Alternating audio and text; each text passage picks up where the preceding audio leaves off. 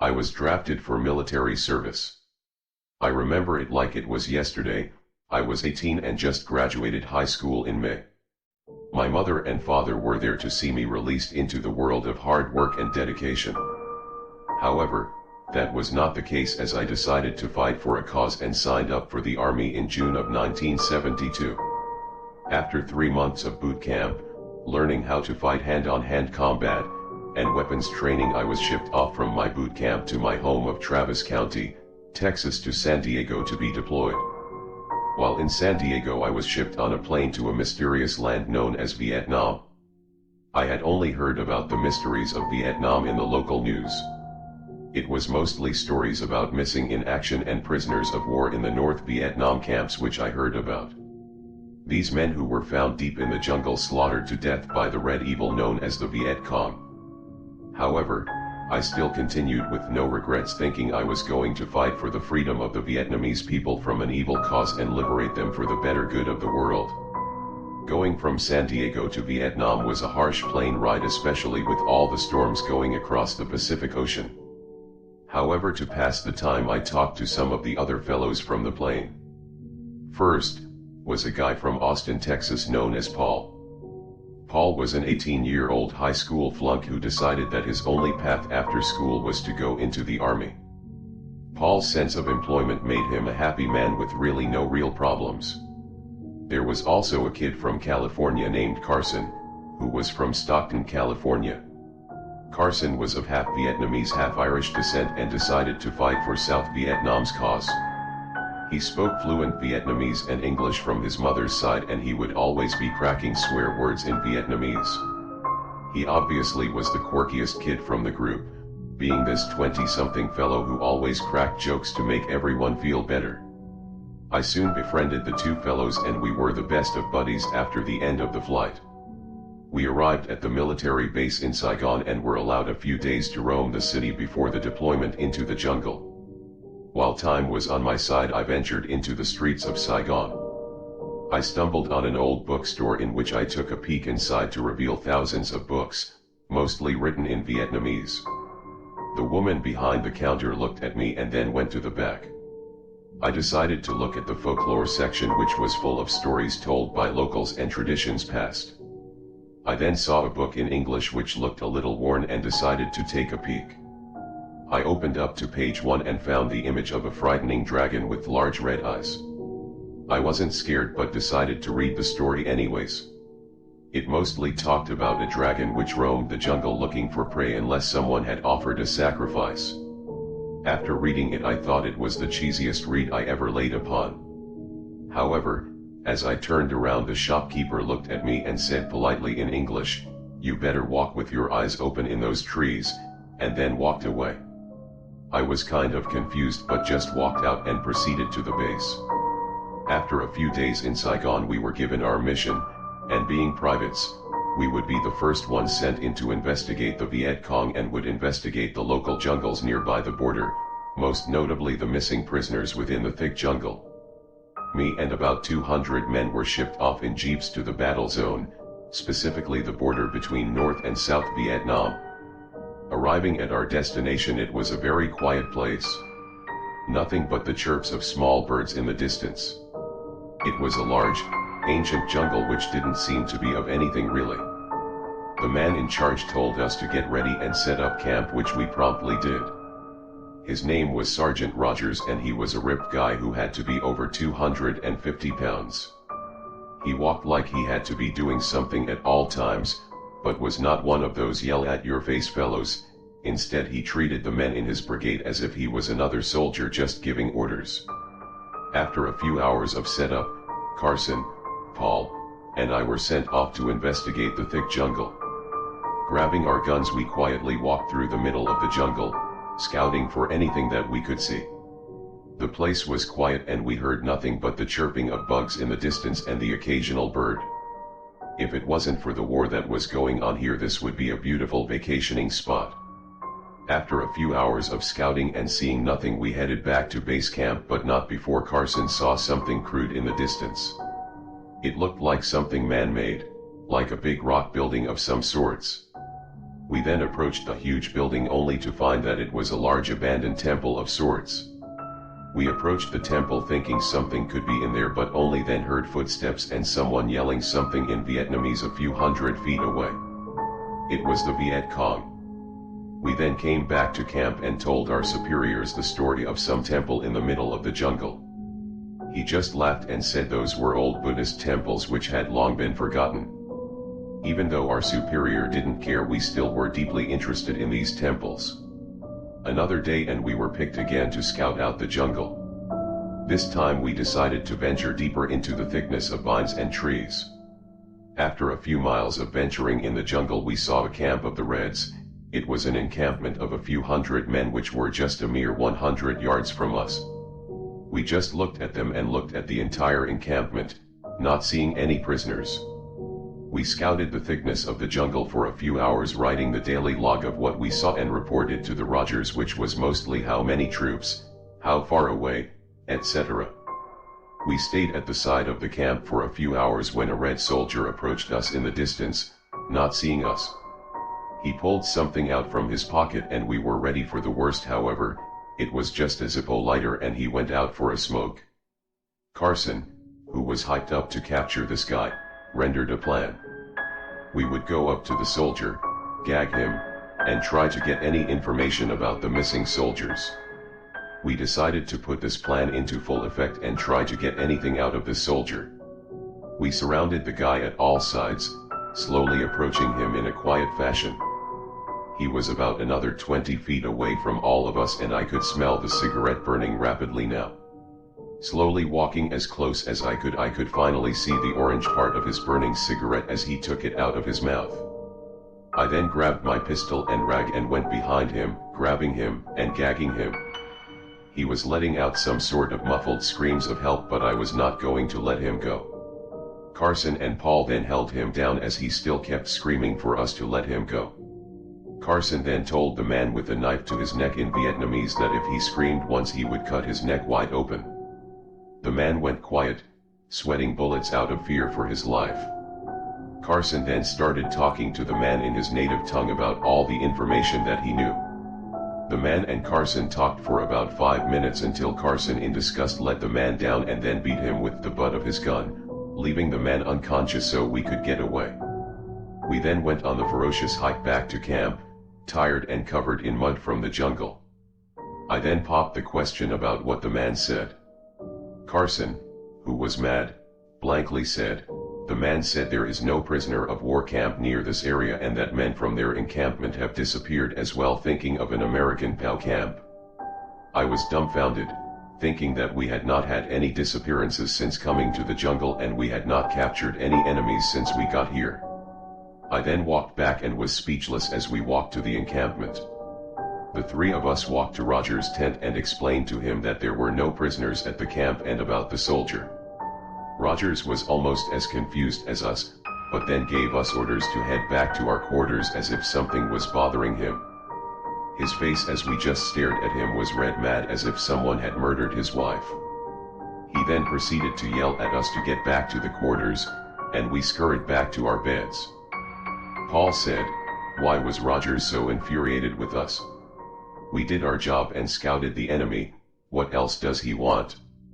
"I don't know, Paul, I think Rogers is hiding something from us and the other troops," Carson explained. That trooper at the Reds camp also said something about a serpent-like creature when the disappearances occurred. "Why didn't you say anything about that to Rogers?" I asked. "He's never going to believe us, plus I think there is more to learn about the jungle," Carson exclaimed. "Okay, we'll talk more in the morning," I sighed. "No, we cannot let anyone else know about this," Paul yelled out. Carson hesitated and said to us, "Let's just keep this to ourselves for now, if something does happen then we will be ready for it." The three of us then shook on it that we would not talk about it again and proceeded nervously to the bunks. A few days passed by and we were preparing to advance towards the North Vietnamese camp that we spotted earlier. Rogers explained that this would be a routine mission and that we would be going deep into the jungle to attack the enemy. Rogers had a nervous look on his face but was ready to send the troops into battle. We then grabbed our guns and supplies and walked through the jungle. Our first job was to clear a path by removing trees and other debris, mostly with construction equipment and flamethrowers. Carson and I were put on flamethrower duty and Paul was put on clearing the debris. We spent another few hours clearing trees and rocks before setting up camp deep within the forest. We began setting up sandbags and digging holes, preparing for the attack. Then we saw the Vietnamese. It was a counterattack force a few hundred yards away. We then grabbed our guns and a firefight soon engulfed the two forces and we battled deep into the night. Bullets were grazing past me and Paul as we reloaded our guns. Paul had killed about 10 to 12 of the enemy before Rogers yelled out for the big guns. I was lucky if I had even shot one or two guys as it was my first battle with real people. The grappling guns began firing on the enemy as many of the Vietnamese were underpowered in weapons, running at us. We began taking them down with all the firepower we had. We began to cheer, but it wasn't for long as more of those Reds kept appearing through the trees, their dead bodies just piling on top of each other with the evil in their eyes. Then everything started to fall apart. Snipers in the trees began to pick us off one by one, killing the many good men around me. Paul was grazed in the leg and Rogers yelled out for a retreat. All of us began to fall back as more and more bodies from our side began to fall. Rogers by then was already off the battlefield and most of the survivors were running towards the south. I then heard Paul crying out that he was shot in the leg. I grabbed him and put him over my shoulder with Carson giving us cover fire. It was then that we were almost surrounded and began to run eastward. I then shouted that the temple could be our place of refuge until the enemy left. We dragged Paul to the temple, which was a long 2-mile walk.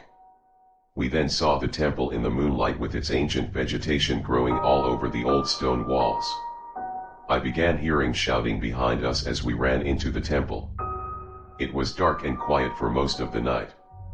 I walked outside to find a few of the Reds looking at me, seeing that I was in the temple, but they looked terrified with blank expressions. They ran off shouting something in Vietnamese. They were yelling out, "Con Rong! Con Rong!" Confused and pissed off, I sprayed a bunch of bullets to ward them off and ran back into the fortress. I then said to Carson that those bastards were gone and they were running for their lives back into the jungle, not telling him what they said.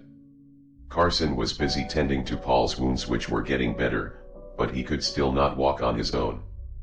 I proceeded to walk through the old temple to get a feel for what we were in.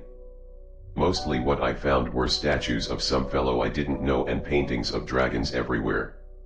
The drawings depicted people running out of a temple into a jungle being chased by a dragon-looking creature. The creature was yellow with red eyes and a red stripe.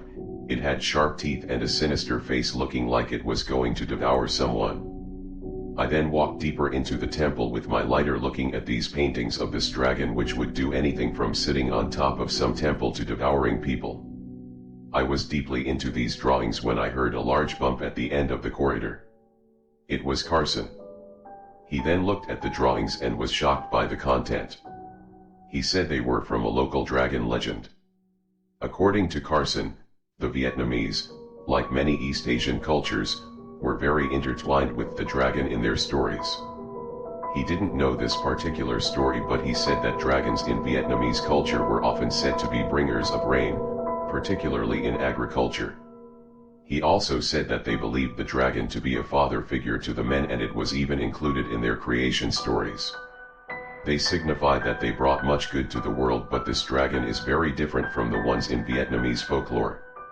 He said that this dragon was evil and was a vicious killer, not like the loving creatures typically depicted.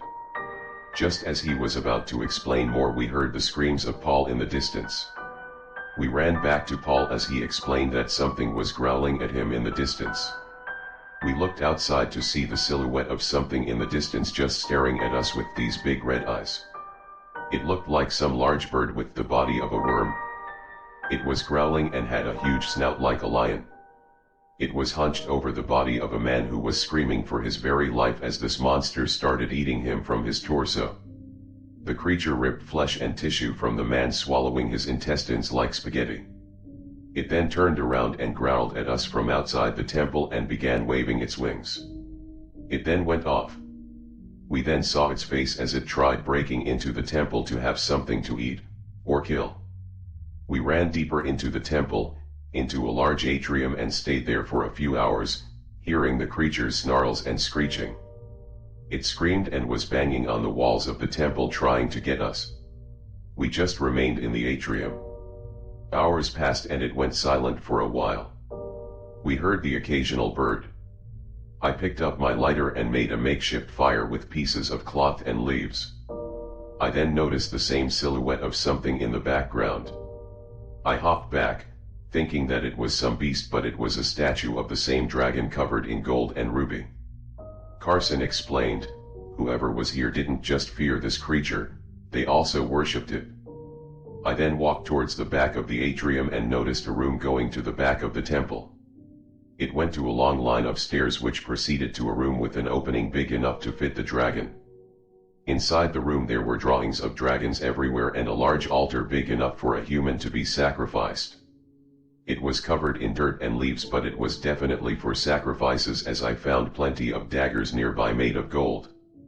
I then heard a hiss above me and saw the dragon coming down with its claws. It missed me but scratched me deep on the leg. I heard its musky breath from the other side of the cavern. It let out a roar and I smelled the stench of rotten flesh within its grasp. I saw it trying to grab me from the corner of the room. I then ran to the open door back to the atrium, but not before it grabbed my leg. With its claws digging deep within my skin, I let out a shriek and then grabbed my revolver from its holster and shot it in the arm. It shrieked out and yelled, and I saw this as an opportunity to get out of there. I crawled back to the open door and escaped the beast by climbing back to the atrium where my colleagues were. We waited for daylight to come, which seemed like an eternity. Paul's bleeding was stopped and we then picked him up and proceeded to walk out of the temple to civilization. My eyes then adjusted to the incoming daylight as we swiftly walked out of the temple towards the American camp. We walked for what seemed like hours only to find a crew of mangled corpses of Vietnamese troops near a large tanker truck. They looked like they were ripped to shreds by nothing man-made. One of the men was ripped in half at the torso and missing his lower half, another man was missing his body and only his head was left. Something had taken down an entire battalion of Vietnamese. We knew what did this but weren't going to stay around for confirmation. We began to check the bodies and looked for any necessary supplies, finding water and some painkillers. I suddenly heard in the distance a faint cry for help. We walked in towards the dying man. He was yelling that word in Vietnamese again, "Con Rong." Carson then talked to the man, saying a few words about a serpent with wings and how it ambushed them. He talked to us for a few more minutes about the creature which would just not die, and that the creature severed a huge gash in his leg in an incoming attack which happened a few hours ago. He was able to survive for a while but kept blanking in and out of consciousness. He then began going into shock and kept shouting the same word until he died, "Con Rong." By then I was sick to my stomach and throwing up whatever content was in my body, trying to think to myself what the hell was going on. All I wanted to do was go home and never see this shit again. I was sick as could be and grabbed a swig of water from my canteen, which was halfway full. We then looked through the entire tank, leaving the mangled bodies and corpses behind on their way back to camp. We began walking for what seemed like hours, stopping to give us a break in carrying Paul, which was okay for the time being. His leg, however, began showing signs of infection. We finally saw the familiar sight of an American Jeep in the distance, hoping that someone was still alive. We had finally made it back to the American camp, which seemed to be all but abandoned. Jeeps and tents all but abandoned within the area, mostly everything charred like it had been in a fire. Then corpses began to appear just like the Vietnamese camp. Charred remains of men were all over the place, half-eaten men with their innards all over the place. It was a disaster zone. We then began walking through the entire encampment trying to find some life when we saw a handful of Americans, including Rogers. Rogers was loading up gasoline into a large Jeep with a few injured and healthy people in it, getting ready to leave. We began yelling at Rogers that we were okay as he yelled back and waved to come along. We dragged Paul to the jeep and put him on gently. Many of the men on the jeep looked injured, including Rogers, who appeared scared out of his mind. He then said to us that everyone in the battalion was dead but us and that we were lucky to be alive. He later said that no one from either side was alive, including the Vietnamese. He then paused and said, "After the retreat we ran towards the base camp area we settled at before and stopped there for prep work in the morning. Then something came in the distance and began to attack us. That thing was everywhere, slaying troops one by one with its big red eyes and bloody teeth.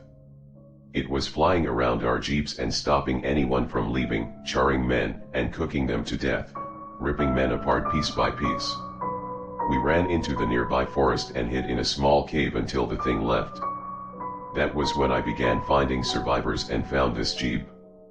We then began talking about our own encounters with this creature and how it killed many men along the way. By the time we went explaining all of our stories, we reached a small town outside of Saigon and went to the nearest American military post. That's where my story ends. After that horrible encounter, all 12 of us were relieved of our military duty due to PTSD and were never given an explanation on that serpent. We were flown back to the States and then sent to a mental health division of the VA. There the doctors said that the dragon was just a result of the stress we had endured, but I know what I saw. After the scramble we all went our separate ways. As for the others of the few that survived, I only know of what happened to Paul, Rogers, and Carson. Paul, after returning home, had his leg amputated. He lived a nice life until he began having flashbacks of the dragon and the temple. He was later admitted into a mental health clinic in 1984 where he died a year later. Rogers, after returning home, worked at a local grocery store where he later became the manager. However, due to constant headaches and hearing voices, he committed suicide in 1995, leaving a suicide note about how he was hearing noises from outside his window and seeing red eyes behind him. As for Carson, he still contacts me and after returning home got his degree in Eastern Religious Studies from the University of Michigan. He is still studying about the dragon in the tomb and has implied that he might go back to Vietnam trying to solve the mystery of the murders. As for all the other men slaughtered by the dragon, I don't know. It was never explained to me what happened to the many people who perished by that dragon. In the end, I still know what I saw, and I know the other two men saw what I saw. That thing still stalks me in my dreams and in my sleep. The doctors from the VA still say that it is stress of being in a war, but I know what I saw and it was not hallucination. I know that thing is still out there waiting to kill me, waiting to skin me alive, waiting to kill me with its razor-sharp teeth and its blood-red eyes, and it will still be waiting for me in my dreams, still waiting.